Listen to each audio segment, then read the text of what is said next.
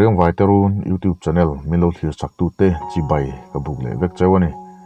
an channel te minlo subscribe pa minlo like ka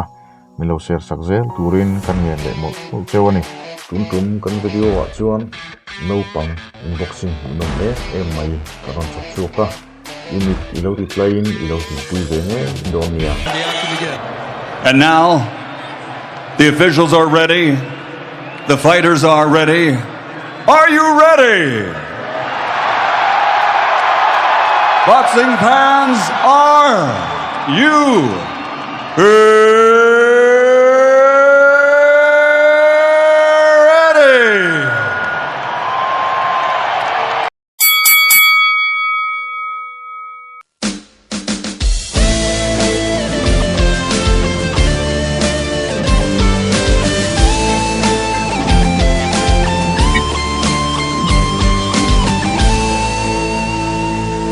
mi ba chuyên ngồi check mấy tủ ngồi check mấy tủ giặc dọc của mga ai với dọc của mga ai tất men con karin see the kin fair the kin ready for the king hey ready for box ready for move aru no chua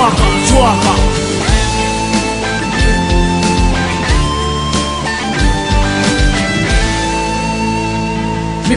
ba chuyên về thêm mấy tủ giặc dọc của mga ai chấp nhận rồi mga ai tất pha để phram karin and the king fair the king ready for the king hey ready for box ready for move aru no chua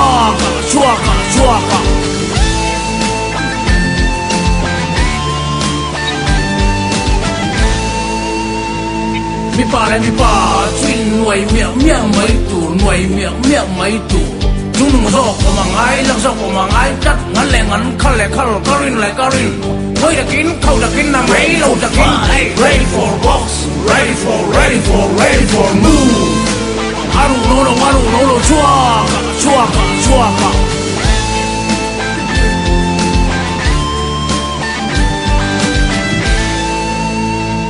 mi ba chuyên về thêm mấy tủ giặc dọc của mga ai chấp nhận rồi mga ai tất pha để phram karin and the king fair the king ready for the king hey ready for box ready for move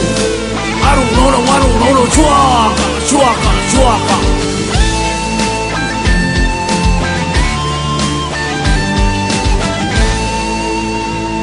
mi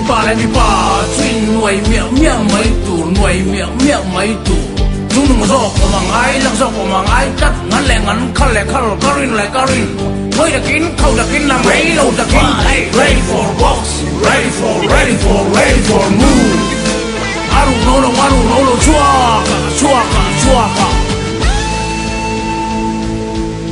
aru no chua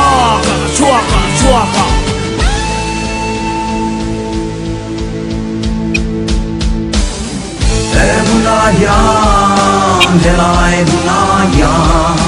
Đôi dẹp tan như mây tam Đào mẹ cô dẹp tan Hun na lâu In tan hun na lâu Dorot rung pa Hia pa thap prap te ta Visen huay te